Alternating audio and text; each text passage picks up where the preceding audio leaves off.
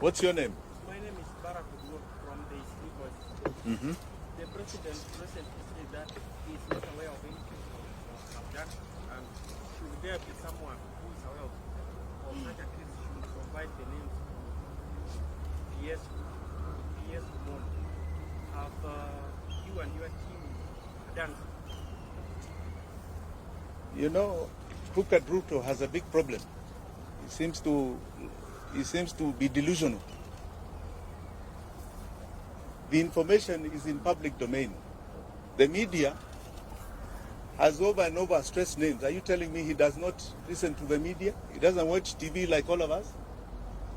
If he was true to the oath of office that he took, he doesn't wait for people to submit names. He would have already set up an inquiry with the allegations that are already there. He should be informing us what is going on. The only reason he is doing that is because he is the one who is doing it. Okay? Let us not mince our words here. Those are his instructions being obeyed by others. And he will be held to account. The days when people just got away with things are over.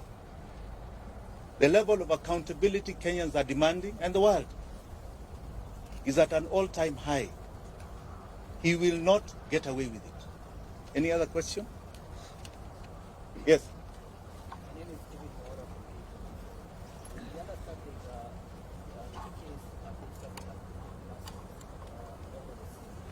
Are you an interested party or seeking to be involved in any of them? How do you pursue justice? You know, justice for the victims is historical to us. When we had ICC, that was an attempt to deal with justice for the victims. We had 1,400 people who died, 2007, 2008. Today, we are talking, we don't even know the exact number. We have bodies in the mortuary, unclaimed, unidentified. We have bodies being found in rivers and swamps and dump sites. We don't know how many. We can only estimate there may be a few hundred. I think we must start looking for justice elsewhere. We are going to make sure they are accountable in this country. One of the greatest cases that has happened, and I like you to all follow this case, is the case of justice for Baby Pendo. Baby Pendo was murdered by police in 2017. And that case is coming up October the 3rd in our High Court here in Nairobi.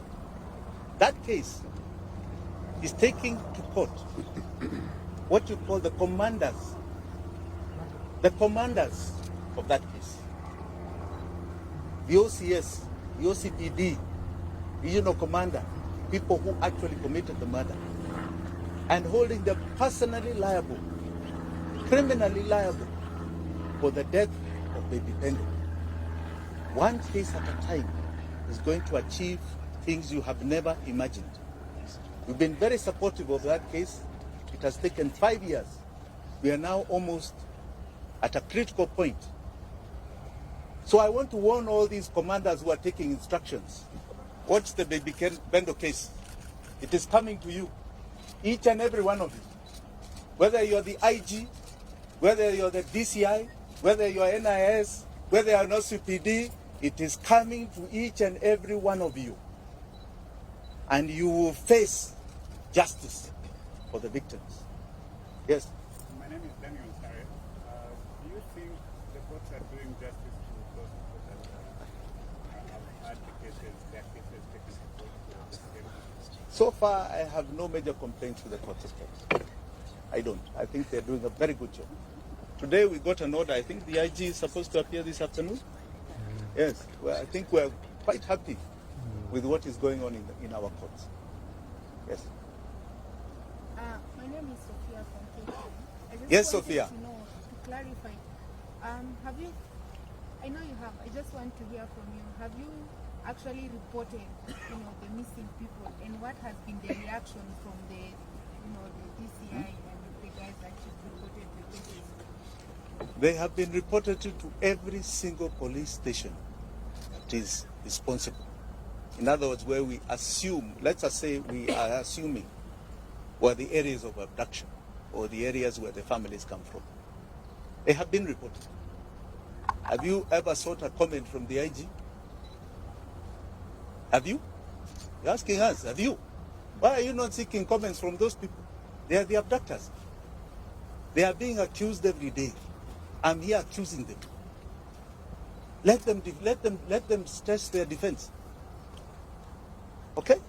I was just asking if you follow the due diligence. Absolutely, absolutely. But the onus is not on us. The onus is not on us. It has been done. But don't be like them who want to say, oh, nyinyi mufanya report, mufanya. It's not about us. You think people are creating fake bodies and fake missing persons? Let's be sincere. It has been followed. And as you can see, there are people who are living in their own reality. They don't want to acknowledge that there is such a thing. Yes. Yes, Lugu. So far as Jimi Wanjigi, how many families have you reached to be able to communicate about the missing person? How many families? How many are there so far? About 12. About 12. Yes, about 12. But as I told you, we are having very serious challenges because these families are very frightened.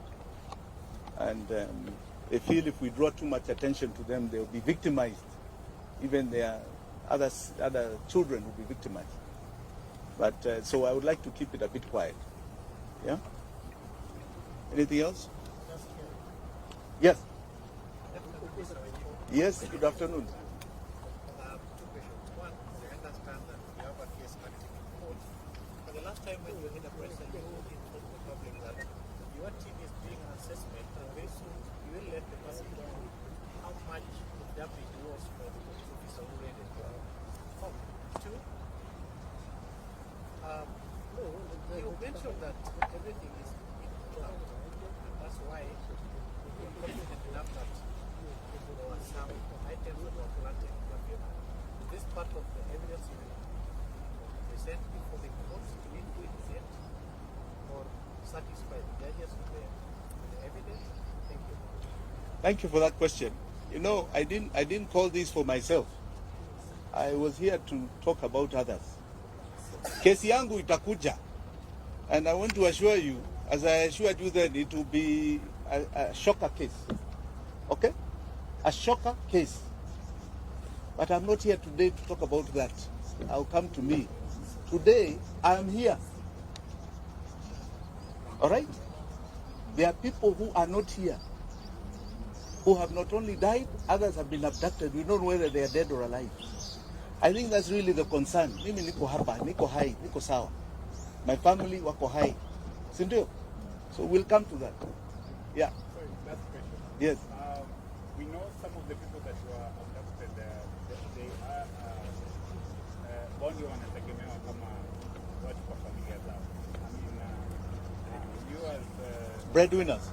yes, Yes. you as Jimi Wanjigi, is there any way that you feel like you're going to seek to be able to support them until they... My friend, why are you asking me of private arrangements? Hiyo hapana kitu ya public. Asking, kuna watu wengine ambao wanasema kitu. Any other question? Yes, ndugu yangu. From? Sorry.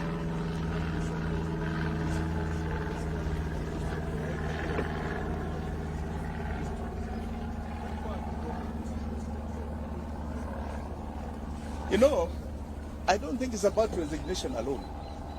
These are people who should be criminals before a court.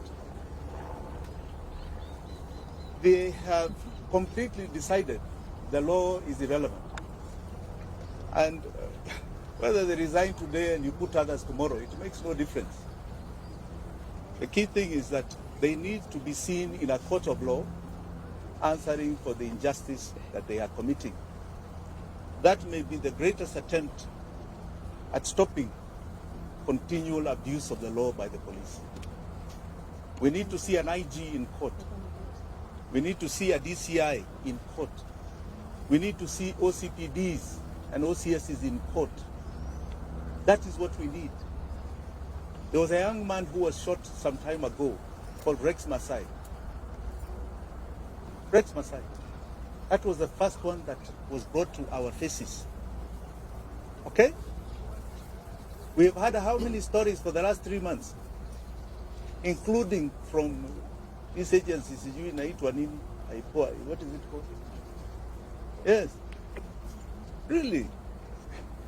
We are talking about young men's lives here. Young girls' lives. I don't think it's a matter of resignation. Yeah. Do you feel like justice is gonna ever be done? Absolutely. And do you have hope for the Kenyan? Absolutely. In fact, most Kenyans feel very hopeful. Any of these criminals who are perpetuating injustice will see that court of law. One day, that I assure you, this is not going to continue happening in this country. What is the time limit that is giving the government to be able to produce the people, and what is the plan? Well, let us see how they answer today, because today's, this afternoon's case is critical. Many of us are skeptical. They will say they don't know where they are. They're not the ones who did it. But they also don't know what we have to prove that they are the ones. So let us see what they produce as the excuse this afternoon. Then you can ask me about time limits. Okay? Asanteni sana. Please hold on. I would like you to still hear some people here. Yeah? Please, Felix. Can we start with the former survivor? Yeah. Victim of Yeah. abduction? That This young man. helped him be the first. Okay. Ya kuja tu hapa. Exchange the Down with extrajudicial killings, down. Down with extrajudicial killings, down. Viva.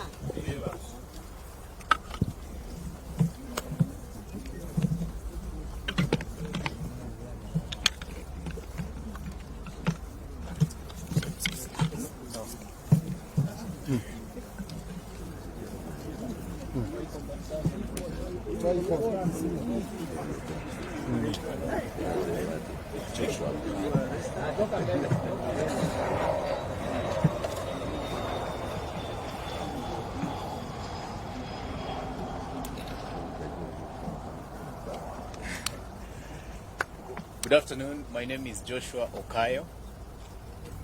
I am a student undertaking my advocates training program at the Kenya School of Law, and also the president of the Student Governing Council at that institution. I have been very actively participating in protests that we've seen in the past 2 months. And I remember on 18th of June, I met Advocate Wakili Willis here. We were actually with him on the street. And it appears to me that this was history writing itself. I got abducted on 26th of June and was released, or rather when I realized that I was released, that was 28th of June. Because I found myself at the bank of Maragua River in Murang'a. So today I'm here because I'm here in solidarity with the families, friends, relatives, and everyone else who are related to our brothers and sisters who have since gone missing but have not been found. I am here because this speaks to me. I am here because I identify with the case in question right now. Were it not for efforts like this, were it not for such pressure, probably I would have been found dead. Sometimes I sit down and reflect, and I see the mere reason why I should also fight for other people, the way my friends and the whole nation fought for me, and they ensured that they remembered my name so that they released me. So at this juncture, remember their names, remember Jagi's name, remember everyone's name. And I would encourage Kenyans to all push for the release of these people. And to William Ruto, the young people are on your case. We are on your case. You have seen people going around around the country, exposing fraud, exposing theft and corruption. That is just a process to ultimately get you out of office. It might take time, it might be slow, but I can promise you, ultimately, the voices of the people of Kenya shall reign supreme. I want to say, Paul, to the families, because I know how this affects families. When I was abducted, and it was now 2 days, my family members were in distress. They were moving everywhere, calling all my friends, trying to find out where I was. They could do nothing. And you know, the problem is that we have a generation that believes we are very powerless, to the extent that a president cannot be called by name. We have to change our view, and we have to avoid this self-aggrandizement that has been, the impression of self-importance that has been sold to us, and we have to call everything as it is. So I'm here because this is very painful, and if I remember that I was once in such a situation, I feel very sad. Thank you.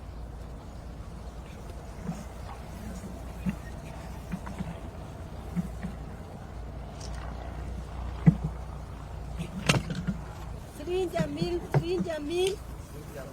Free Jamil, free Jamil. Free Aslam Longton, free Aslam. Free Bob Jage, free Bob Jage. Free Bob Jage, free Bob Jage. Free Jamil, free Jamil. Free Aslam, free Aslam. Thank you very much. I'm Willie Sotieno, advocate of the High Court of Kenya. I'm involved in some of the litigations that are seeking to hold the police and William Ruto accountable for the forced disappearances and abductions of our young people. You all recall the story, for example, of the father of the alleged Equity Bank manager, who the state decided to take to live with lions and hyenas as part of torture, a forced disappearance, and the gentleman was held for over 3 weeks. Now, if we believe in the rule of law, and you think the person is a suspect who has committed an offense, our courts work every day. Why not take these suspects to court? Why not subject them to the due process of the law? Now, you've been told these issues of forced disappearance and abductions actually constitute crimes against humanity. And where we are going to seek for redress here in Kenya. And we are also going to invoke universal jurisdiction in countries that have accepted that concept as a means of achieving redress. So to those police commanders, and even to William Ruto, rest assured that under the universal jurisdiction principle, we will hold you responsible and will try you for these criminal offenses. And that is not something we're going to do next year. We're going to do it this year. So don't be surprised when you start seeing charge sheets flying across the continent, across the globe, in which police commanders in Kenya and even William Ruto will be an accused person. Those fake charges they register in Kenya against innocent Kenyans who are exercising their rights under the Constitution, we are going to have genuine charges registered against them in their names in Kenya and abroad. They must answer to these crimes against humanity that are being committed against our people. And there's an active team of lawyers who are doing this, and they are not relenting. We've collected enough evidence that has met the threshold for universal jurisdiction to be invoked. Thank you. I think one more word. I have one more word. One more word. William Ruto, I am coming for you. I am coming for you in the political arena. I am coming for you in the legal arena. And I'm coming for you with the Constitution of Kenya. I am coming for you. Know it today and every day that you pretend you are a president of this republic. Thank you very much.